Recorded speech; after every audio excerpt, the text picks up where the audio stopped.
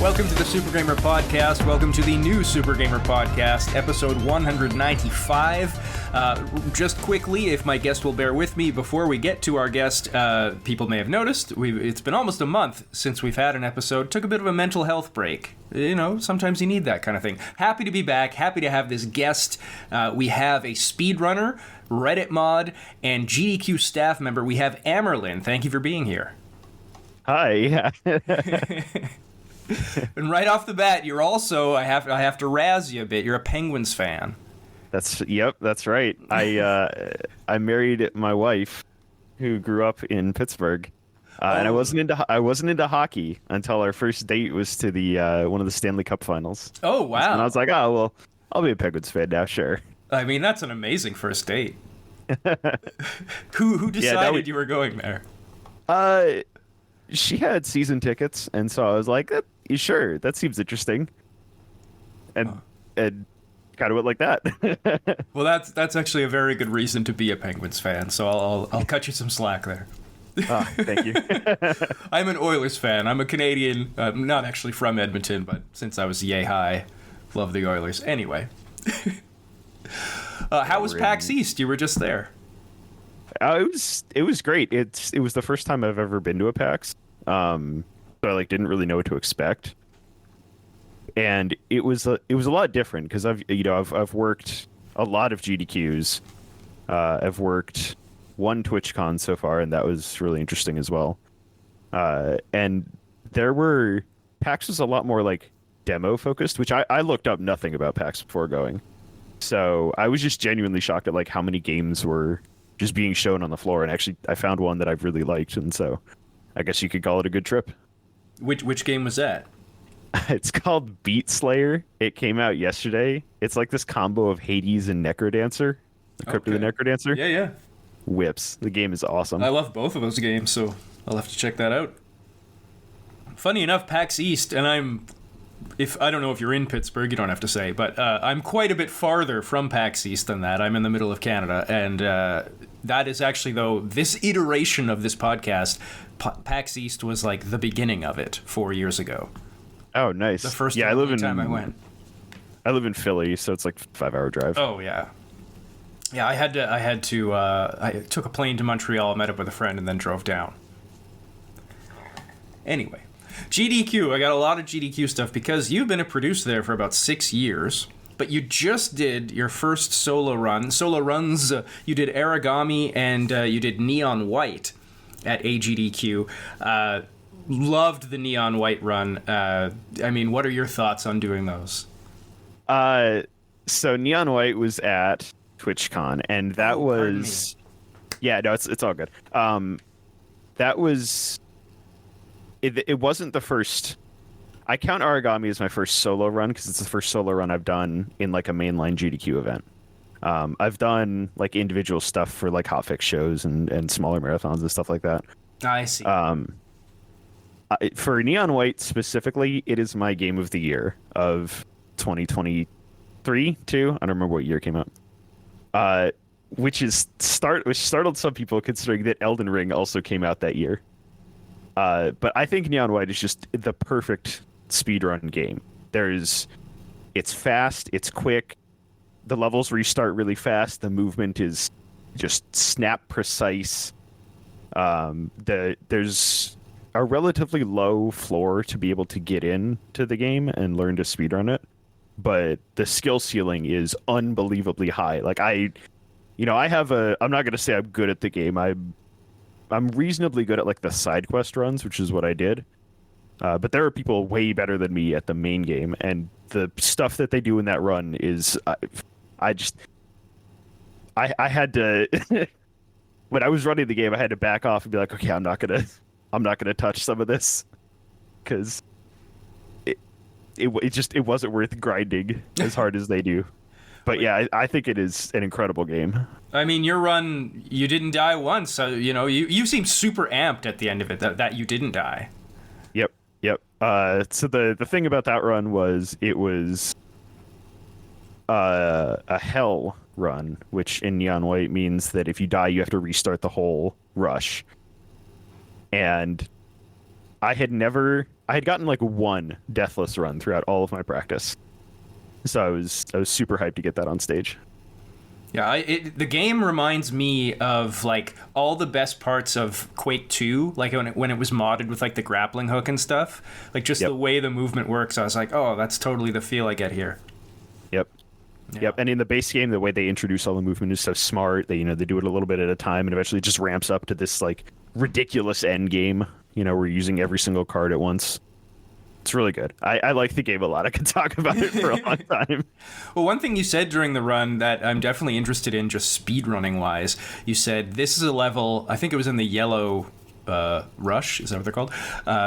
This is a level I've really tried to break a bunch, which I'm always like, yeah, for like, speedrunners, people who, pro speedrunners, if you will, like, how are you looking for ways to break it? What are you looking for? Yeah, and I think I know exactly the level you're talking about. It's a long fireball level. So it means different things in different games. Like for Neon White specifically, what I'm looking for in that kind of level is ways to avoid doing the path that the game wants you to go on. Right? It's not necessarily a lot of glitches. The game is actually fairly unbreakable. There's not much that's glitched about it. So in that case, it's can I spawn a rocket launcher to get me up to the top of the cliff and then I just run to the end of the level? Or can I, spawn a different weapon and use it to cut around a corner that'll save like 3 seconds over doing it another way? But the problem with that is if it saves 3 seconds, is there another skip I could do in another level that saves more than 3 seconds? Because I only get 3 of the discards throughout the level. So it's this really intricate, almost Tetris like you gotta build the run as it goes. Right. Which is why I really like speedrunning, because I think it's one of the last remaining online like truly community driven things. Like everybody is working towards a goal to bring the game lower. So, well, I think that's a good segue then. In 2017, you put a $150 bounty on a specific part of Borderlands 2, asking if anyone could find a way to skip this part that you said was boring and you didn't like it. Like, first off, did anyone do it? And two, like, was that worth it? No, I mean, so no one's claimed the bounty. It's still open if you want to find a way to break the angel segment in Borderlands 2. Feel free.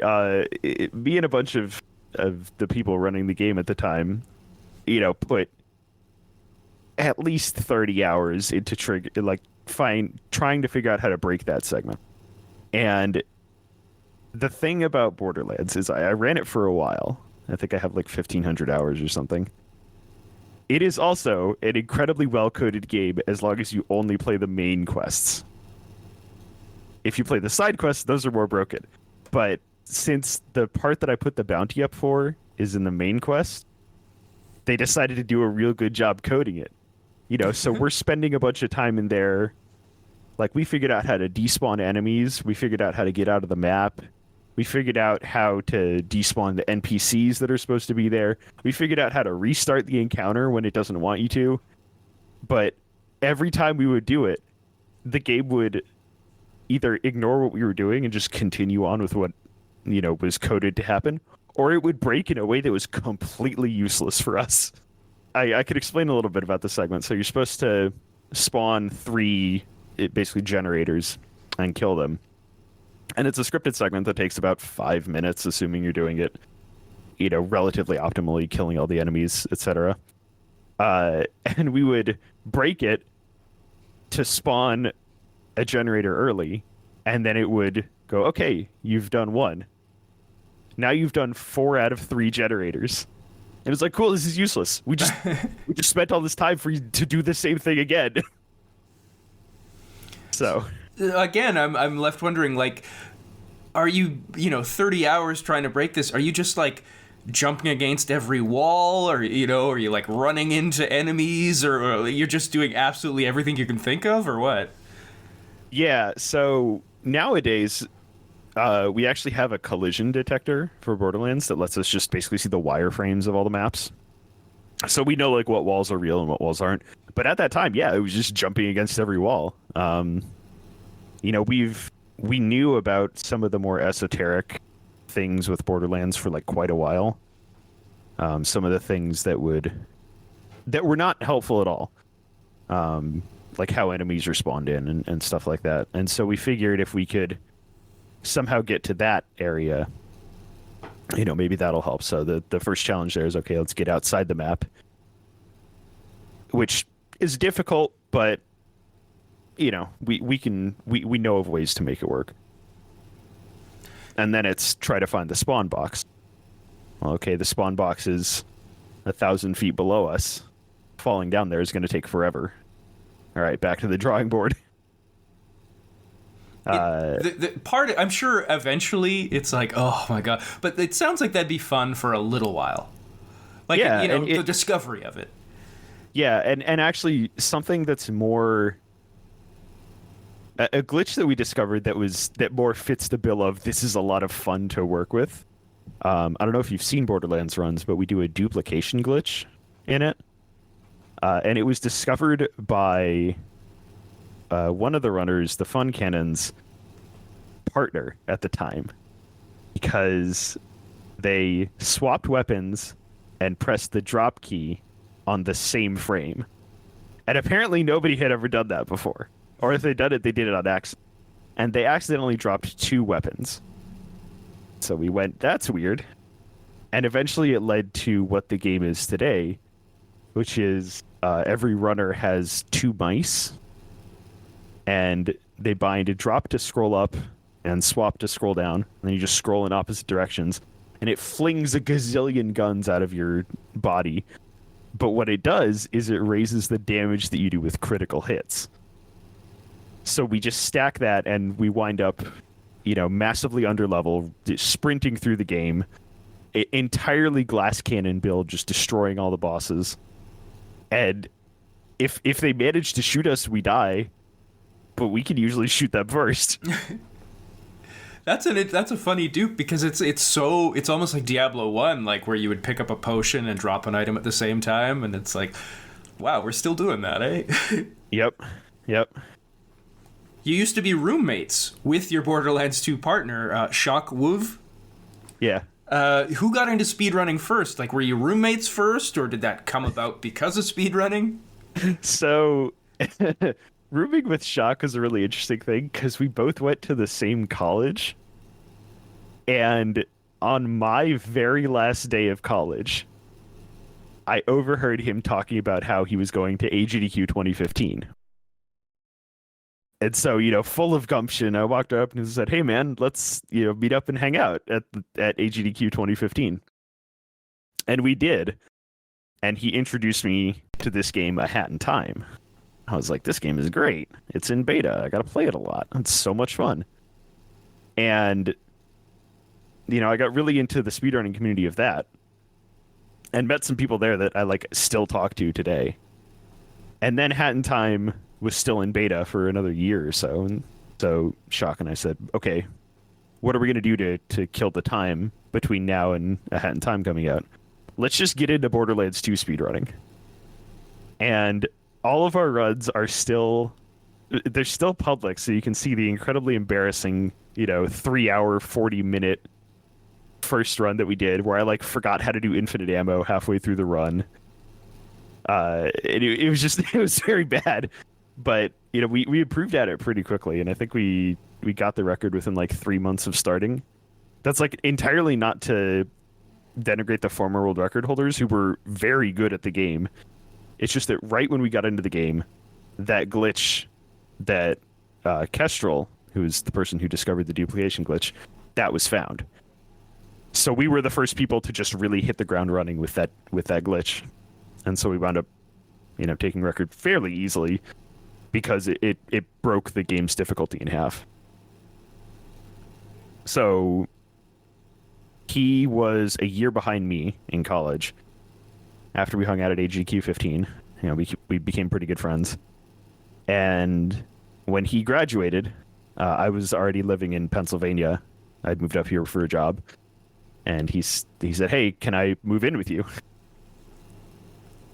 So we lived together for like 2 years, and then I met my spouse at AGDQ 2017 after our Borderlands run, and then a couple years later I moved in with her. So really, it's really funny because we do actually talk about this in our friend group a lot. How literally the final day of like my final day of college, unequivocally altered the trajectory of my life. Like if I had not gotten into speedrunning, if I had not gotten into going to GDQs, if I had not gotten into Borderlands speedrunning, I would be somewhere else. I would be a different person. So I just think it's very interesting. Yeah, absolutely. I was going to say, but evidently it happened before, or you're saying it happened at the last day of college. I was going to say AGDQ. Yeah, you met your wife, you met your roommate, you know. Yep. It's obviously, you've also, like we said, you've been a producer there for about 6 years. You've done all these runs. Like, it's a huge part of your life. Yep. Yeah. Production is somewhat like, I really enjoy working the events. I think it's a lot of fun. I definitely encourage people who are into speedrunning to like try to go to a GDQ because, you know, the vibe there is extremely welcoming. You know, they're like, I'm going to sound like I'm selling the event here, and I'm going to try not to because I really like it. But, like, you can see someone in the practice room, like, playing a game you never seen before. And you can just go, hey, like, what is this game? And, like, what do you do? And most of the time, people will explain it to you. You know, so you can just sit down and get, like, a 1-hour crash course in freaking Billy Hatcher and the Giant Egg or whatever. Is it going to be coming back to Minnesota anytime soon? Because that's drivable. Yes. Yep. The summer one, which Okay. we are picking submissions for right now. So I've spent the past week and a half browsing through the 2,000 videos that have been submitted. Yeah, the next one's in Minneapolis. So yeah, you are on the selection committee, obviously. So what makes for a successful GDQ pitch?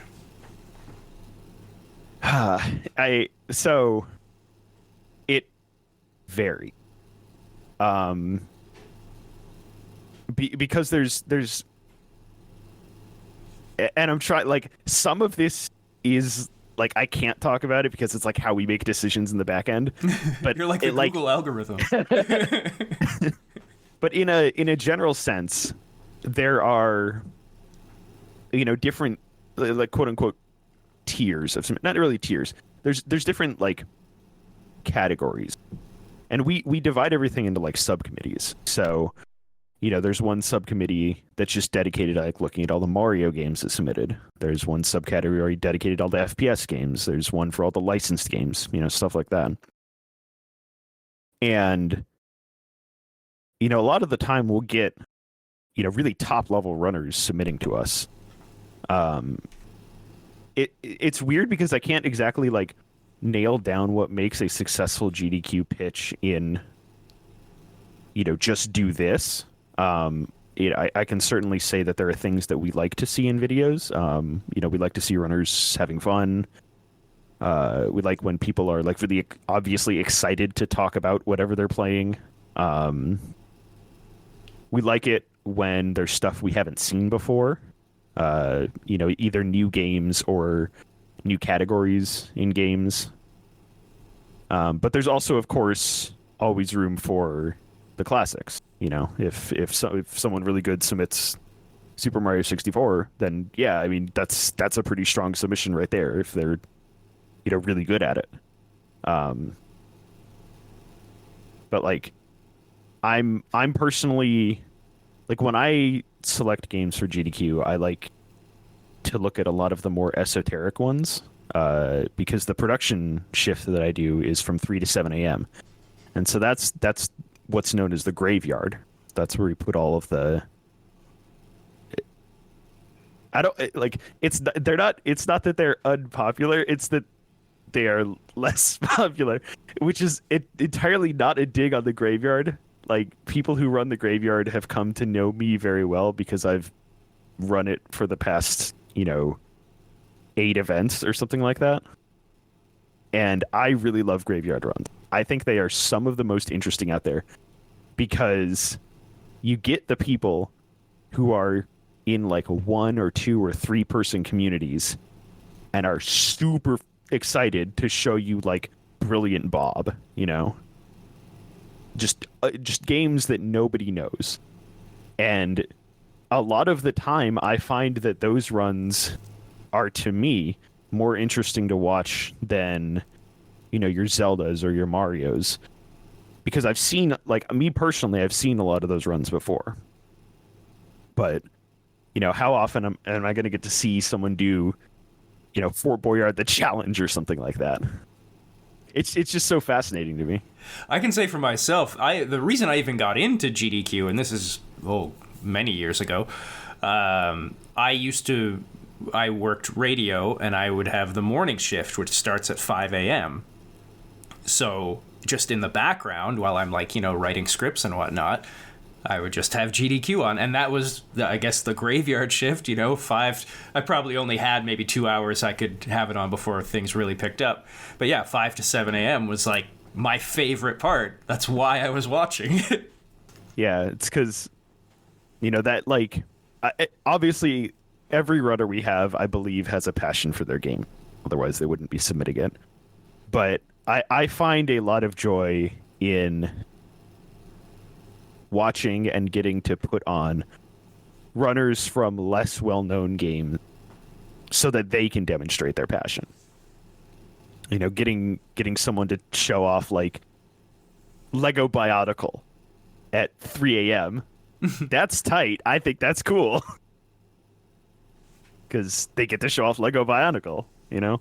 Where else are you going to get that? I also think that, I mean, the 24-hour aspect of it is so endearing is the wrong word, but it's so much a part of what is compelling, I guess, about AGDQ, that, like, for 7 days straight, any time of day, if I can't sleep at night, I can put that on.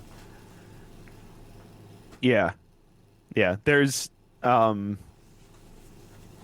certainly pros and cons to running the event 24/7. You know, a decent comparison, because I talked to a decent comparison is the the Fatales event that GDQ also runs, because I talked to the organizers of that a lot. Some of them are actually on the production team for GDQ as well. You know, and they only do 12 hours a day. Okay, I don't want to say only. They do 12 hours a day, which is fine. I think it's fine for a whole week. And, you know, they certainly have a smaller pool to draw from, because they're just drawing from women and femme-identifying people. You know, and GDQ has a much wider pool to draw from. But for me personally, you know, if I were looking at this point, like, let's say GDQ didn't exist, and I wanted to start, you know, my own speedrunning charity marathon, you know, and I wanted it to go big, I personally would feel very remiss to do anything but 24 hours, because I feel like, yeah, having stuff in prime time and having stuff, you know, having the Zeldas, the Marios, the Super Mario Odyssey, the real big ticket stuff, the one everybody and their mother has played, you know, and we splash it real big. You know, the runner's going to beat this game in an hour, and that gets people in. But speedrunning is more than just those big communities. You know, it's the 1, it's the 3, it's the 4 people, you know, grinding their small passion game that makes up almost a majority of the community, I feel. And if those people aren't getting represented, if they're not getting shown off on stage, then it tends to homogenize a lot of the views around speedrunning down to, oh, well, it's just Super Mario 64. It's just Legend of Zelda Ocarina of Time. And those games are very popular, and they're popular for a reason. It's because they have 1,000 people working on the glitches for them. But I personally think it's a disservice to all the people out there if we're not able to show off the smaller games, because that's where you can really strike gold. That's where you can go, oh, I'd have to spend so much time grinding to get really good at Super Mario 64. But this game, I can get into this game and help put my mark on it. I can play this better. I can help glitch hunt in this game. And I think that is just fascinating. I think that's one of the greatest things about the community of speedrunning is that there's always new people coming in going, okay, I want to learn this run.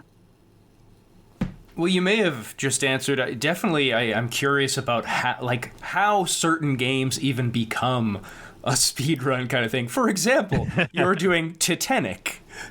Oh, God. Which is such a bizarre, how do you even, you find it and then you're like, you know what? I bet I can do this faster. Okay, so that was a little bit of it. That was, I am very blatantly just doing that to submit to AGDQ 2015. There is not I'm trying to do this game better and good. That game was run by my good friend Author Blues in AGDQ 2016 or 2017, I think. And it is a horrendous game. That game is so bad. The controls are bad. The music is bad. The story is bad. Because for people who don't want to go look this up, it is spelled Titanic, not Titanic. There's an E there. And it was made by Hummer Chang, who I don't know a lot of the history. I know some of it. When the console ban was in effect in China and they couldn't import SNESs, and they only had the NES, Hummer Chang was a developer who basically illegally imported a bunch of American games and then rewrote them for the NES. So there's things out there like Super Mario Brothers, but by Hummer Chang, and it's combined with Sonic, and he calls it Somari. There's a Donkey Kong Country for the NES from a Chinese developer, and Titanic was one of those games that Hummer Chang developed. Unfortunately, he missed on that one. It's not a good game, but I think it's very funny, and I'm submitting it for the awful block. It is. I was shocked at the style of game that it is. It's what would you describe? A side scroller, like shoot 'em up? Like what is that? Yeah, it's a side scroller beat 'em up. We all remember the famous time where Rose, while the boat was sinking, went into a kitchen cabin and kicked a man to death. Right. It is definitely one. I mean, as you were just saying, it is the kind of thing where I would have never known about it, but you're speedrunning it, so I watched it and I'm like, I'm so happy I know about this. Yeah. Yeah, no, I think the game is so very funny. It really bad. Would not necessarily recommend that people play it. But it's funny. It has a take on the story of Titanic. Have you ever done a disc golf speedrun?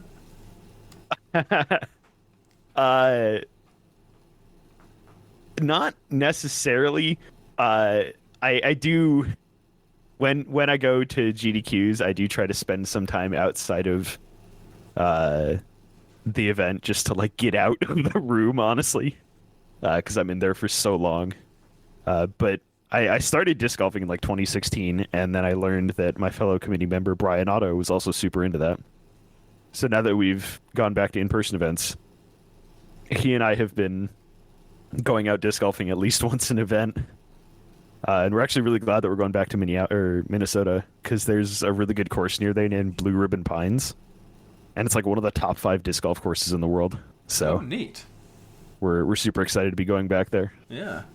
We've definitely played fast rounds, but I don't know that we've done a speed run. I'd like to see disc golfers running from hole to hole.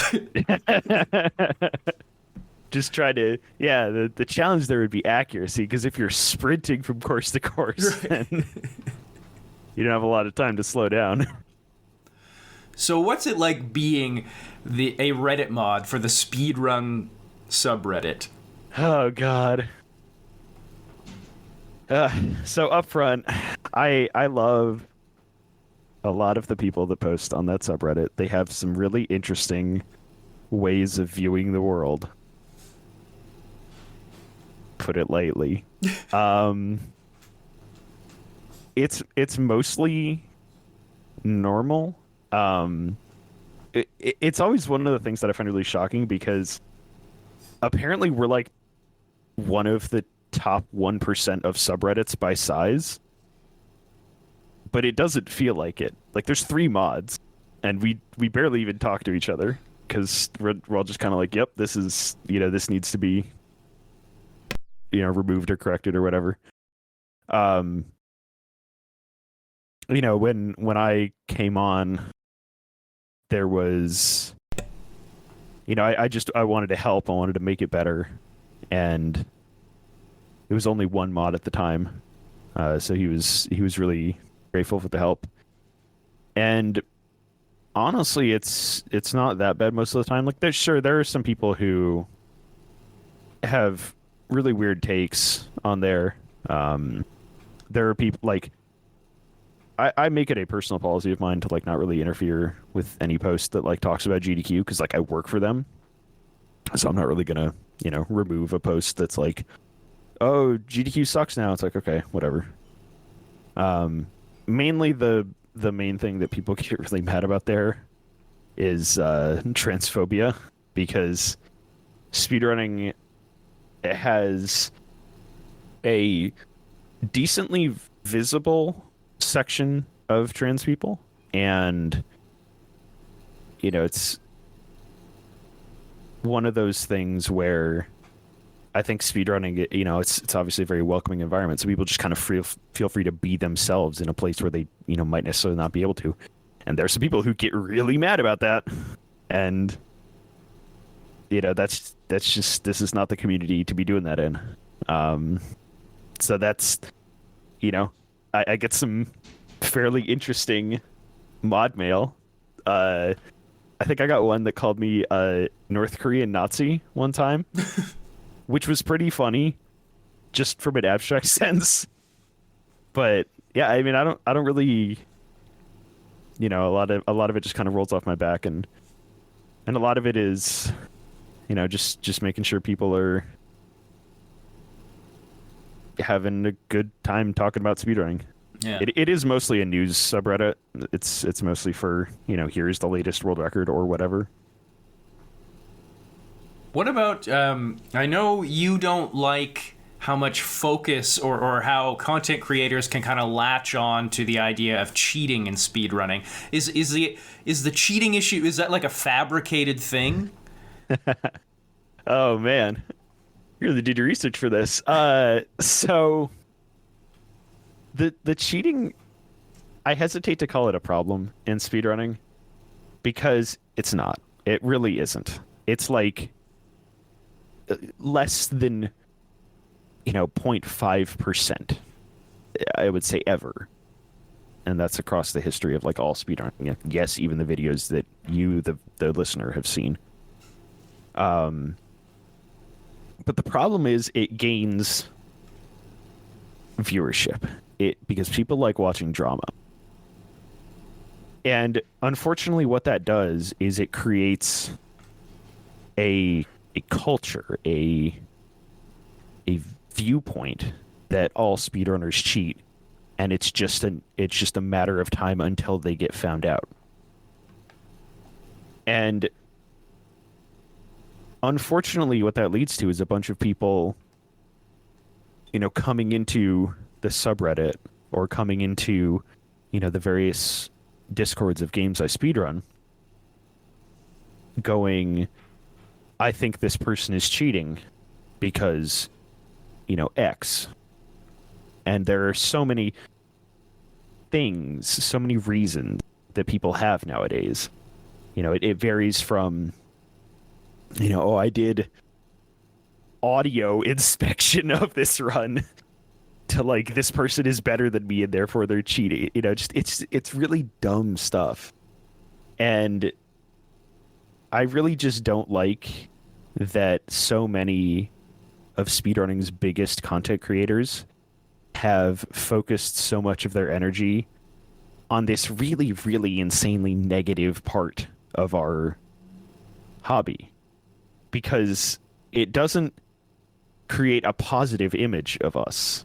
You know, it sure, there are people who have hunted down and figured out the ways in which, you know, this person is cheating, and I think that's very admirable. I think it's completely fine to remove cheaters from your community. But what I disagree with is people who are uninvolved in that particular community trying to make an issue out of it.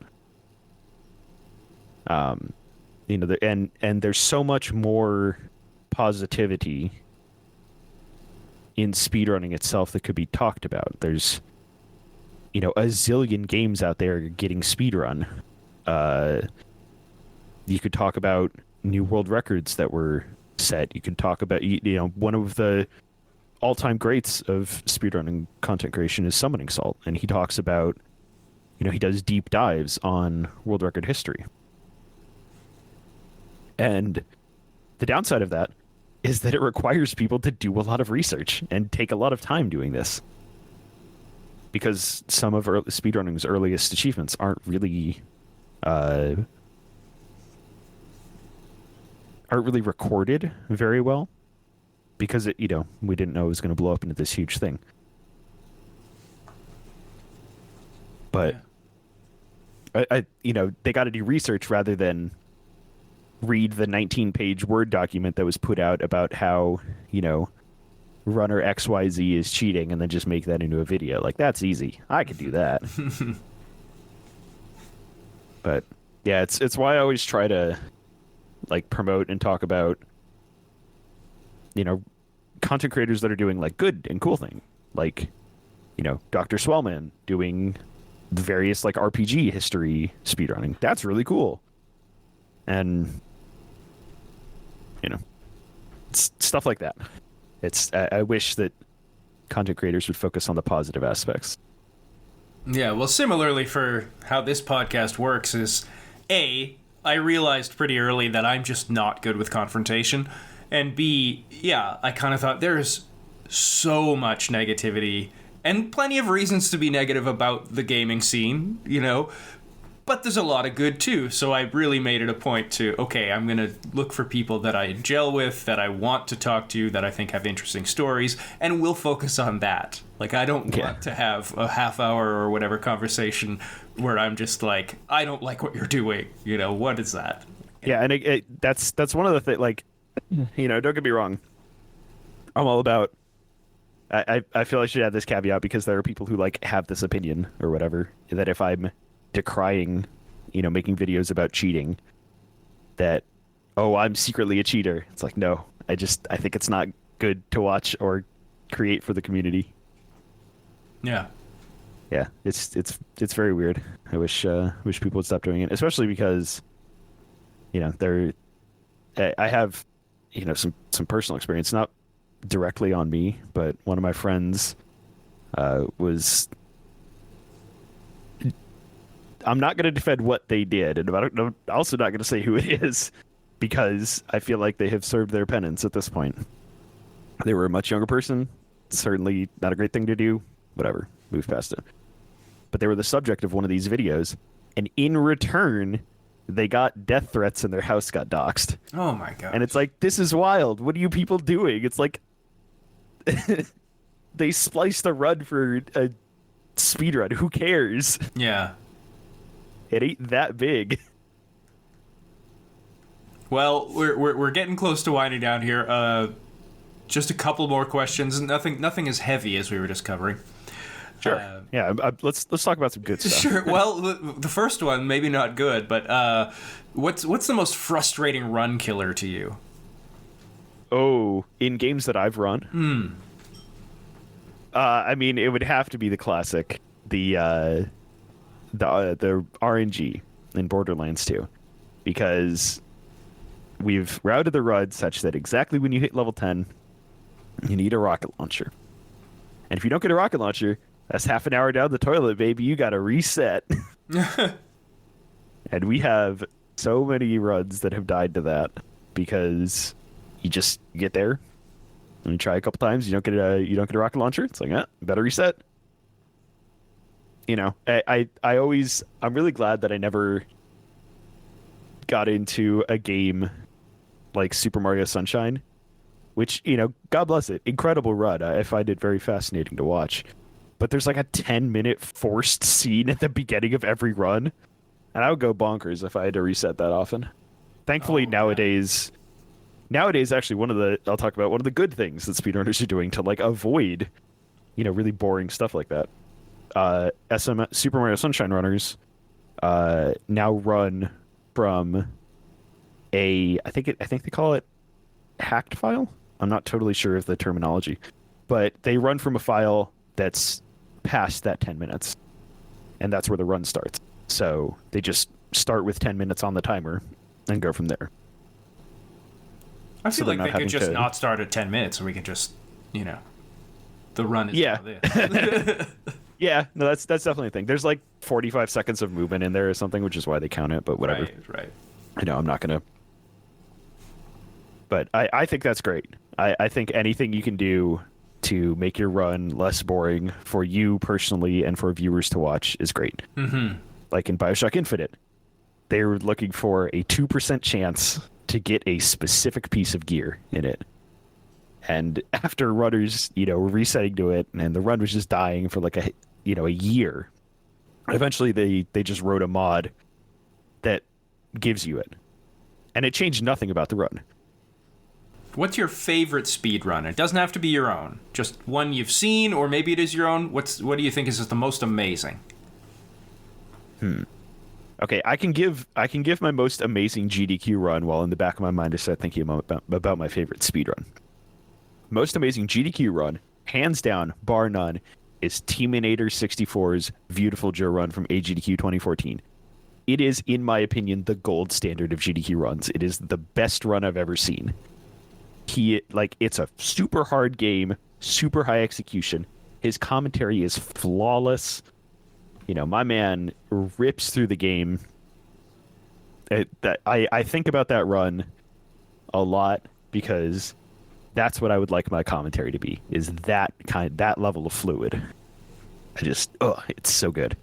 If anyone listening to this hasn't seen it, recommend you go watch it. Incredible run. My favorite speed run to do, I keep going back to the well, but I think Borderlands 2 is just one of my favorite runs to do. There's a lot of expression in how you can play. There's a lot of different things you can do. The routing is